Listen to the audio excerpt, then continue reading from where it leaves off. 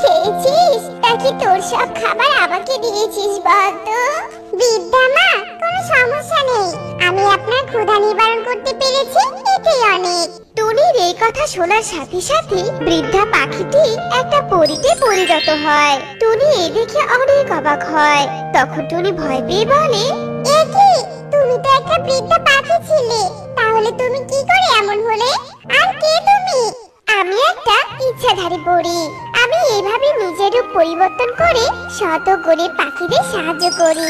তুমি নিজের সব খাবার আমাকে দিয়ে আমার ক্ষুধা নিবারণ করেছো, তাই এখন আমি তোমাকে সাহায্য করব। এই বলে পরী জাদু করে একটা বাটি আনে আর টুনিকে ওই জাদুর বাটিটা দিয়ে বলে, এটা একটা জাদুর বাটি।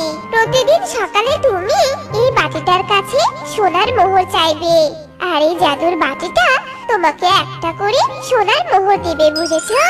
এই বলে পরী ওখান থেকে চলে যায়। পরের দিন থেকে টুনি সকালবেলা তার ওই জাদুর বাটিটার কাছ থেকে মোহর চায়। জাদুর বাটি, আমাকে একটা সোনার মোহর দাও। টুনি এ কথা বলার সাথে সাথে জাদুর বাটিটা টুনিকে একটা সোনার মোহর দেয়। প্রতিদিন সকালে টুনি এইভাবে ওই জাদুর বাটি থেকে একটা করে সোনার মোহর পায়। আর টুনি বেশ সুখে দিন কাটাতে থাকে। আর আস্তে আস্তে টুনি ধনী হয়ে যায়। আর টুনি বনের অসহায় পাখিদেরও সাহায্য করে।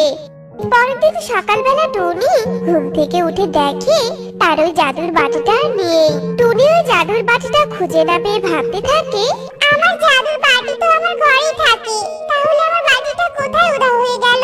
কেউ আবার চুরি করেনি তো? ওই জাদুর বাটিটার কথা তো আমি যোগ্য দাদা ছাড়া আর কাউকে বলিনি। ওই বাটিটার কথা তো শুধু যোগ্য দাদাই জানে। তাহলে কি যোগ্য দাদা আমার জাদুর বাটিটা চুরি করেছে? যোগ্য দাদার কাছ থেকে আমার ওই জাদুর বাটিটা ফিরিয়ে নিতেই হবে, কিন্তু কি করে নিব?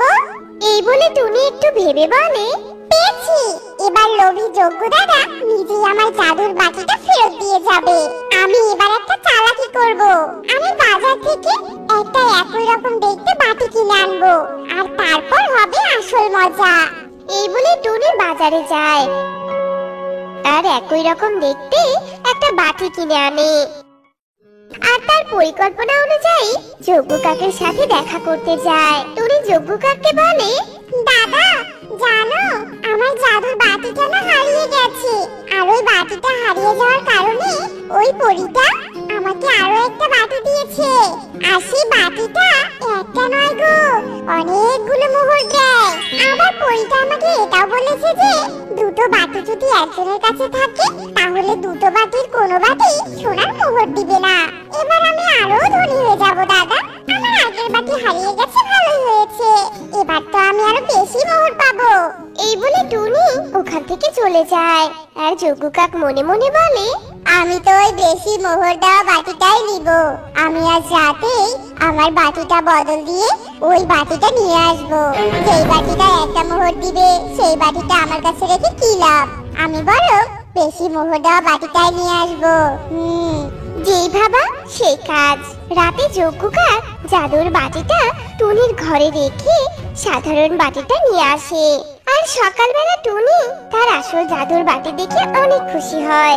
আর অন্যদিকে যজ্ঞ কাক বসে বসে ওই সাধারণ বাটির থেকে মোহর চাইতে থাকে, কিন্তু বাটি তাকে কোনো মোহর দেয় না। এই দেখে যজ্ঞ কাক অনেক রেগে যায় আর বলতে থাকে, টুনি তুই খুব চালাক তাই না?